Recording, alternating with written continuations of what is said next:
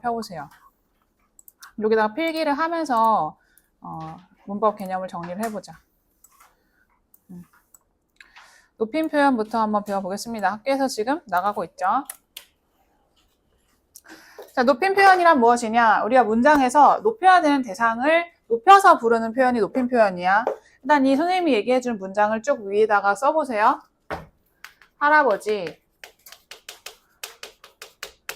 어머니께서 할머니를 모시러 큰 댁에 가셨습니다. 자, 이 문장을 한번 써봅시다.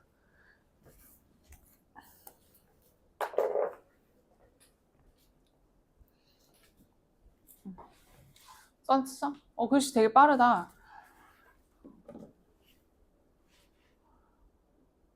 진우? 맞지? 진우가 한번 이 문장 안에서 화자가 높이고 싶어하는 대상을 한번 찾아볼래? 누굴 높이고 싶어해?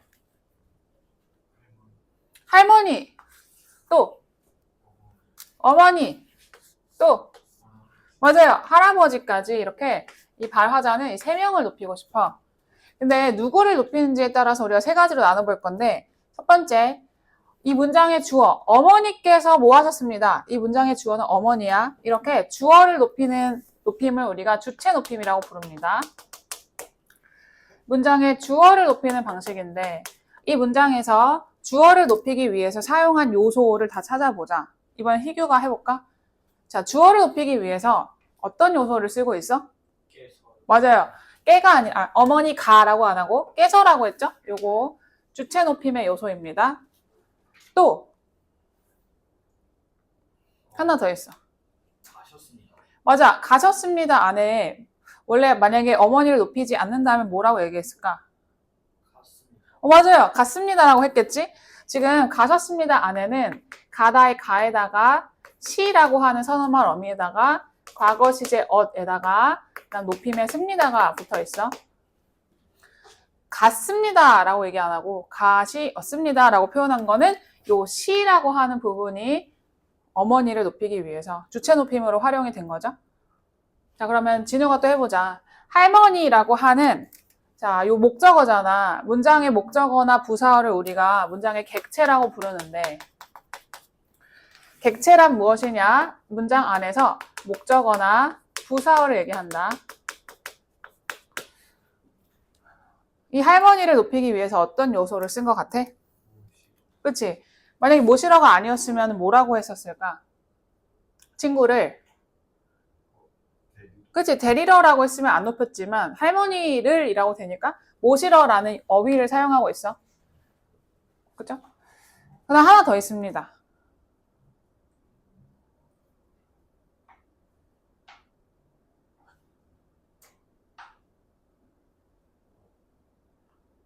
뭐냐면 집이라고 안 하고 댁이라고 했잖아. 이 큰 댁이라고 하는 이 명사, 단어도 높임의 의미를 가지고 있다.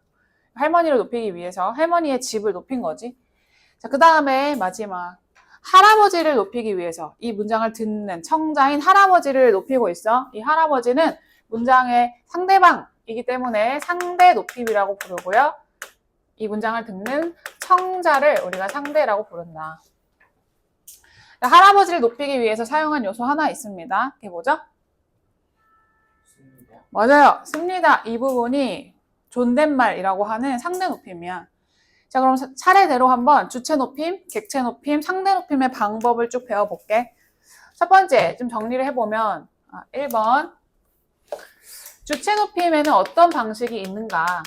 자, 주체 높임이란 문장의 주어를 높이는 방식인데 세 가지 방법이 있습니다. 첫 번째, 지금 주격 조사를 이나 가를 안 쓰고 깨서를 썼어. 그래서 높임의 주격 조사인 깨서를 사용하면 주어를 높일 수 있습니다. 선생님이 라고 하면 안 되고 선생님께서 라고 쓰면 되겠지. 자, 그다음 두 번째, 뭐를 통해서도 높일 수가 있냐? 자, 이 시는 어말어미야, 선어말어미야? 그치? 맨 끝에 와야 어말어미고 요 시나 엇같이 중간에 끼인 친구들을 우리가 선어말어미라고 하는데 이 시가 바로 선어말어미예요. 높임의 선어말어미 시를 쓰면 됩니다.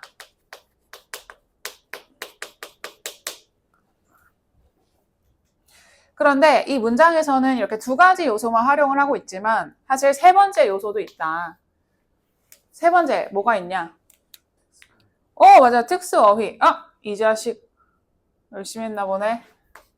특수어휘를 통해서도 주어를 높일 수가 있다. 그럼 특수어휘 뭐가 있는지도 외웠어?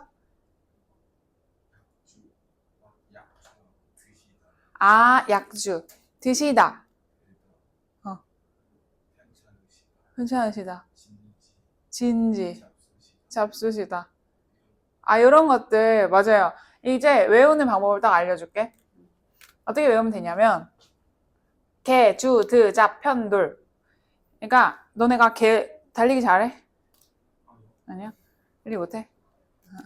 나도 못해. 자, 개주에 뭐 나간다고 쳐봤을 때, 내 앞에 편돌이가 있는 거야. 그래서 개주에 들어가서 잡았어, 편돌이를. 개주, 드잡, 편돌. 이렇게 외우면 돼. 개가 뭐냐면, 계시다.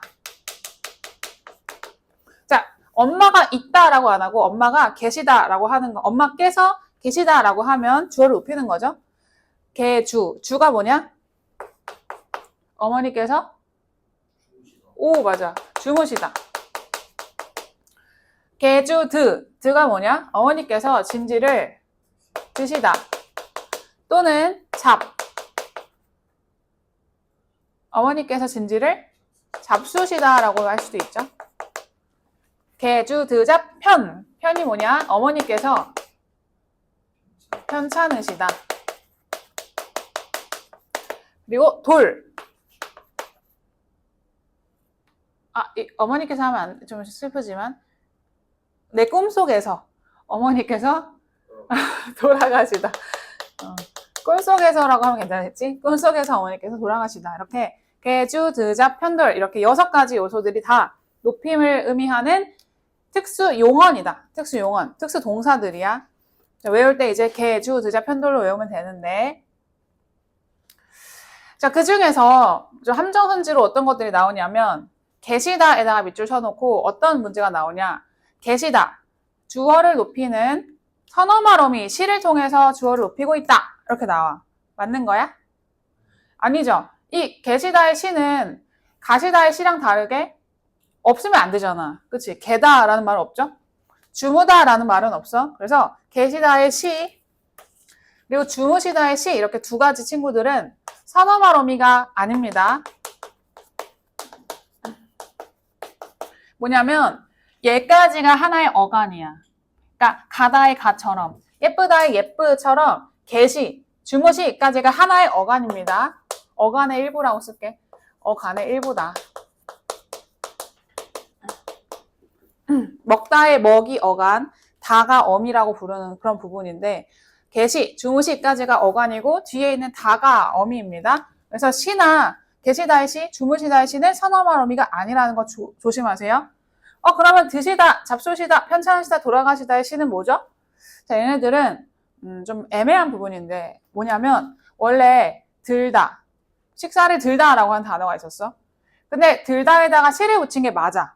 처음에는 선어말 어미를 붙인 걸로 시작을 했지만 너무나도 많은 이렇게 그러니까 하나의 어간처럼 그냥 굳어져 버린 거지. 그래서 유래는 시에서 온 게 맞지만 이제는 하나의 특수한 단어처럼 쓰이는 친구들이라서 얘네들은 되게 애매해서 이 시가 어미라고 볼 수도 있고 아니라고 볼 수도 있기 때문에 얘네들은 요거에 대해서 물어보지 않습니다. 자, 어쨌든 드시다, 드잡, 편돌 얘네들도 특수어휘다라고 하는 걸 생각하면 돼. 됐죠? 요거 두 가지는 출제 요소로 나올 수 있다. 계시다랑 주무시다. 얘는 누가 봐도 개다, 주무다란 말은 없으니까. 자, 여기 하나 더 배워보면은 주체 높임 안에서 직접 높임이랑 간접 높임이라고 하는 개념도 있습니다. 직접 높임은 말 그대로 내가 높이고 싶은 대상을 직접 높이는 거야. 선생님께서 예쁘시다. 이런 말을 쓰면 직접 높임이죠. 지인 선생님께서 예쁘시다. 그럼 직접 높임. 자, 근데 쑥스러운 친구들 항상 선생님께서 예쁘시다 이렇게 얘기하지 않고 선생님의 바지가 멋지시다. 바지가 예쁘시다. 오늘 바지 좀 괜찮은 거 입고 왔어. 바지가 예쁘시다. 이렇게 하면은 선생님을 직접 높이는 건 아니지만 선생님이 입고 있는 아니면 선생님이랑 관련된 다른 대상을 높이면서 대상을 간접적으로 높이는 거죠. 이런 걸 간접 높임이라고 부릅니다.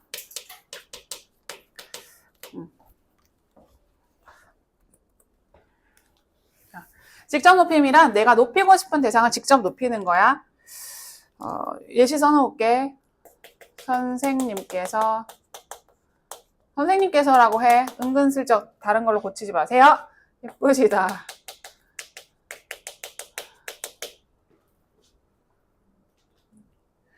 간접 높임은 선생님의 바지가 예쁘시다. 이게 간접 높임이야. 그런데 간접 높임은 직접 높이는 게 아니다 보니까 제약이 있어. 뭔가 과해지면 되게 어색한 느낌이 든다. 예를 들어서 선생님의 목소리가 계시다. 이상하죠? 교장 선생님의 말씀께서 계시다. 이상하죠? 말씀께서, 바지께서 뭔가 이상해. 그리고 계시다 라고 표현한 것도 이상해요. 자, 왜 이상하냐면 간접 높임은 이 세 가지 방법 중에서 딱 하나만 쓸 수가 있어. 뭐만 쓸 수가 있냐? 간접 높임은 깨서 쓸 수 없습니다. 바지께서 멋지시다. 안 돼. 특수어휘 쓰면 안 돼. 선생님의 교재께서 책상에 계시다. 이상해. 안 돼요. 이것만 쓸 수 있어. 시. 바지가 예쁘시다처럼 이 시만 쓸 수 있습니다. 그래서 간접 높임에 제약이 있다면 어떤 제약이냐? 1번이랑 3번 주격조사 깨서나 특수어휘는 쓸 수 없습니다. 2번만 사용이 가능하다. 이런. 자, 1번과 3번은 불가능하다.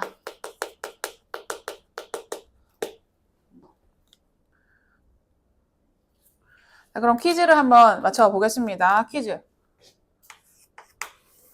선생님의 훈화 말씀 2가 있고 말씀 깨서가 있죠. 그리고 있으시가 있고 계시가 있어. 그리고 겠습니다. 선생님의 훈화 말씀. 자, 이라고 해야 돼? 깨서라고 해야 돼? 그렇지? 깨서 쓰면 안 된다 그랬어. 이라고 해야 되고요. 있으시겠습니다라고 해야 될까? 계시겠습니다라고 해야 될까? 그렇죠? 있으시겠습니다. 왜냐면 계시다는 특수어휘를 쓴 거니까 안 된다 그랬습니다. 됐죠? 자, 간접 높임이라는 거는 주체 높임 안에서만 있는 거니까 잘 생각하면 돼. 그러니까 상대 높임이나 객체 높임은 간접 높임이 없어. 이 주체 높임 안에서만 직접과 간접을 나눌 수가 있습니다.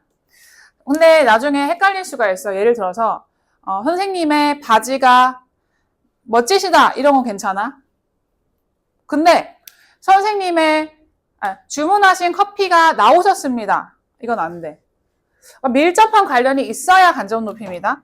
그럼 나중에 밀접한 관련이라고 하는 거 너무 애매하잖아요. 어떤 게 밀접한 관련인가요? 커피는 밀접한 관련이 없어.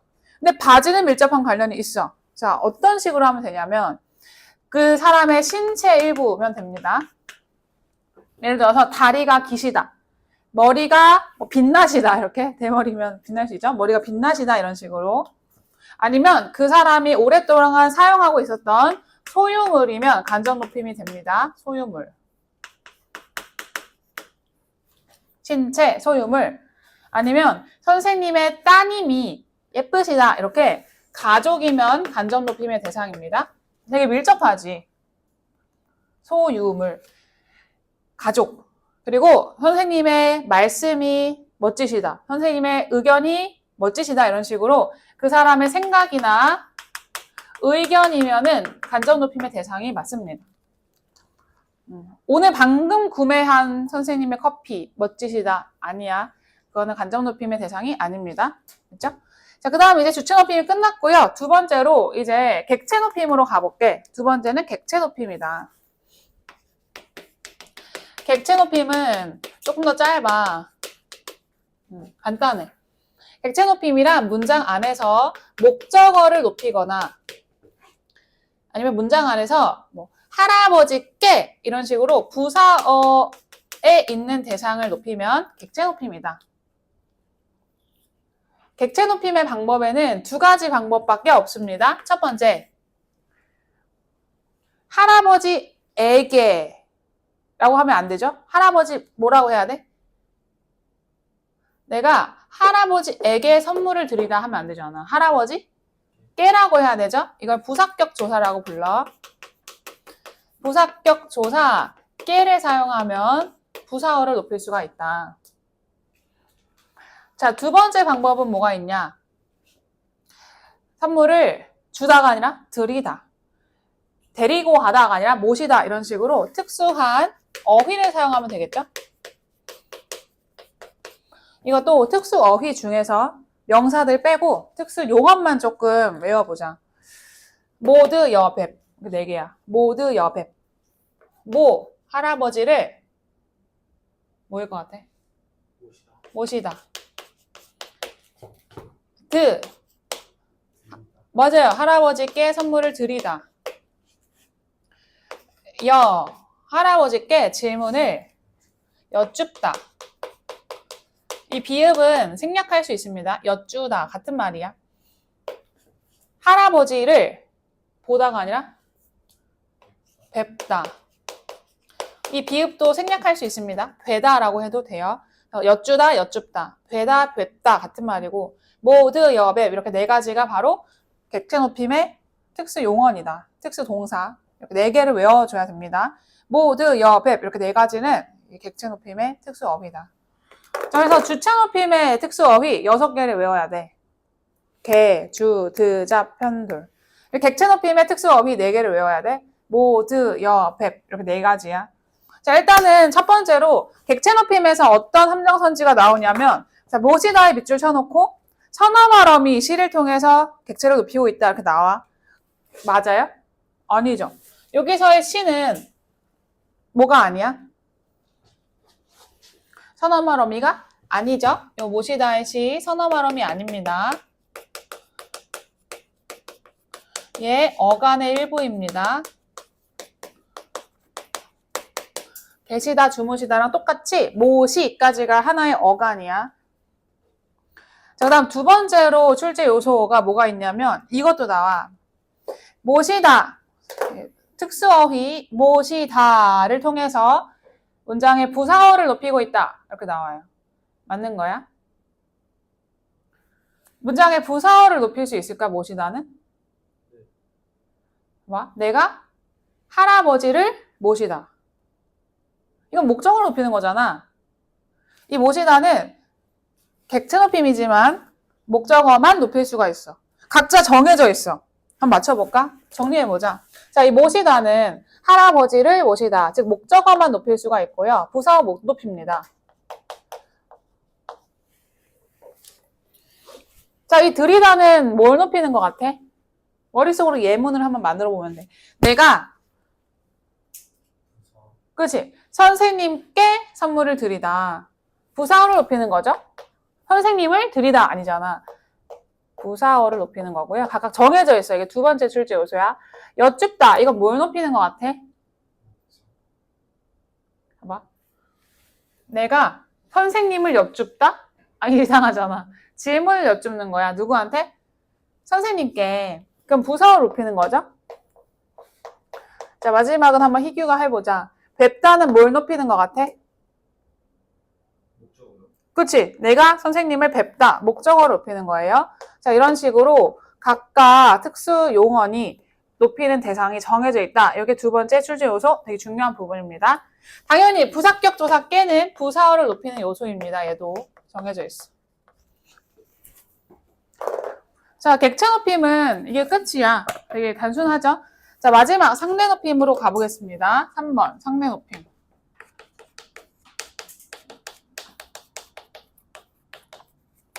상대 높임이란 이 문장을 듣고 있는 상대방, 즉 청자를 높이는 방식인데 이건 우리가 일상에서 반말이 아니라 존댓말이라고 하는 요소를 통해서 잘 높입니다. 근데 우리가 쓰는 말투, 선생님, 저 이거 먹어요? 뭐 해요? 이런 거는 비격식적인 상황에서 쓰는 거고 너네가 은근히 쓰지 않는 격식적인 상황에서 쓰는 상대 높임도 잘 파악을 해야 돼. 자, 일단 우리말에는 격식체와 비격식체가 있습니다. 그 중에 격식체부터 생각을 해보면 격식체에도 4가지 등급의 상대 높임 체계가 있다.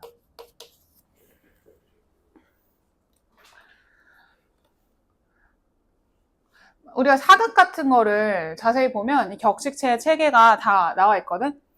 신하가 임금한테 얘기할 때 합니다. 뭐 씁니다. 이런 식으로 교수님한테도 어떻게 얘기해야 되냐면 교수님 숙제가 뭐예요? 과제가 뭐예요? 하면 안 돼. 뭐라고 얘기해야 되냐? 교수님 과제가 뭡니까? 저도 해도 되겠습니까? 이런 식으로 뭐뭐까? 이렇게 해야 돼. 단아까, 말투 이런 걸 첫 번째 하십시오체라고 불러요. 하십시오체. 요거는 아주 높이는 거라서 아주 높임이라고 부른다. 하십시오, 가십시오, 드십시오 이런 거. 이게 힘들구나. 하십시오체 아주 높임이고요. 두 번째, 아주 높이는 건 아니고 적당하게 높이는 것도 있어. 적당하게 어떻게 높이냐? 예사 높임이야. 예사 적당하게 높이는 거지. 예사 높임. 선비가 왕은 아니지만 다른 선비한테 적당히 높일 때 그러하오, 저러하오 이렇게 하우체를 써. 이걸 우리가 이제 하우체라고 불러요. 그리하시오 이렇게. 자, 그 다음 세 번째. 아주 낮추는 건 아니지만 조금 낮추는 예사 낮춤도 있습니다. 이 예사 낮춤은 선비가 자기 아내한테 이런 말을 써. 하계체, 뭐뭐 하게, 밥상을 내오게 이렇게 약간 낮추는 그런 하계체를 사용하고요. 마지막 선비가 지나가는 꼬맹이들한테는 아주 낮추겠죠? 집에 들어가라 이런 식으로 헤라체를 씁니다. 이게 바로 격식체 4가지고 약간 선비 말투. 근데 우리는 이런 격식체를 잘 안 쓰잖아. 해라 이런 것도 일상에 살짝 쓰긴 하지만 한다, 하는구나 이런 말투보다 아유 예쁘구나 보다는 예뻐 이런 말을 쓰죠. 먹어라 보다는 먹어 이런 거 많이 쓰잖아. 이거가 바로 비격식체야. 우리가 일상에서 쓰는 비격식체에는 2가지 단계밖에 없습니다. 첫 번째, 선생님 앞에서 무슨 체를 쓰냐? 해요체를 써. 잼민이의 존댓말 해요체. 선생님 이거 해요? 저거 해요? 먹어요? 정말 예뻐요. 숙제가 많아요. 해요체. 요거는 두루두루 비격식적인 상황에서 두루 사용할 수 있기 때문에 두루 높임이라고 불러.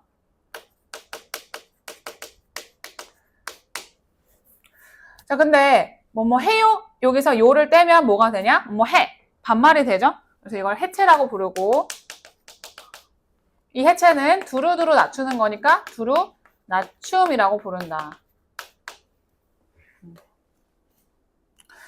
자, 근데 여기서 보면 한번 맞춰봐봐. 이 격식체랑 비격식체 중에서 공식적인 상황에서는 뭘 써야 될 것 같아? 공식적인 상황에서 우리 격식체를 쓰겠지? 격식체의 장점, 특징이 있다면 공식적인 느낌을 줄 수 있고 객관적인 느낌을 줄 수가 있습니다. 하지만 단점도 있어. 뭐냐면 상대방이랑 심리적으로 거리감이 느껴져. 뒤에 키다리 책상 있는데 거기서 일어나서 해도 돼. 공식적인 상황에서 아니면 객관적인 정보를 전달할 때 쓸 수 있지만 심리적인 거리감이 느껴진다는 단점이 있습니다. 비격식체는 반대로 비공식적인 상황에서, 사적인 상황에서 많이 사용을 하고요. 사적. 그리고 주관적인 생각을 밝힐 때 잘 어울리는 표현이고요. 저는 그렇게 생각해요. 이렇게. 장점이 있다면 상대방과의 친밀감을 형성할 수 있다라고 하는 장점이 있다. 사적인 관계, 주관적인 생각, 친밀감을 형성할 때 사용할 수가 있다. 됐죠? 자, 근데 이 6가지 단계를 우리가 일상에서 꼭 하나만 정해서 써야 돼? 아니지. 안녕하세요, 저 왔습니다. 안녕하세요, 저 왔습니다. 이런 식으로 우리가 일상에서는 이 6가지를 섞어서 쓰는 경우가 많다. 알겠죠? 자, 이 6가지는 뭐를 통해서 상대방을 높이는 거냐? 자, 이거 아까 무슨 어미라고 그랬어? 얘가 선어말어미고 얘는 뭐라고 했어? 그치? 어말어미라고 했죠? 이런 상대 높임은 이러한 어말어미를 통해서 높일 수 있고, 자, 이 해여체의 요는 어말어미가 아니라 얘는 보조사거든? 조사야, 조사. 보조사 요 또는 어말어미를 통해서 높일 수가 있다. 보조사 요 또는 어말어미를 통해서 상대방을 높일 수가 있다. 됐죠? 자, 지금 확인할 수 있는 문제를 좀 가지고 왔는데 이걸 풀어보자. 첫 번째 장 1쪽 한번 풀어보세요. 요거.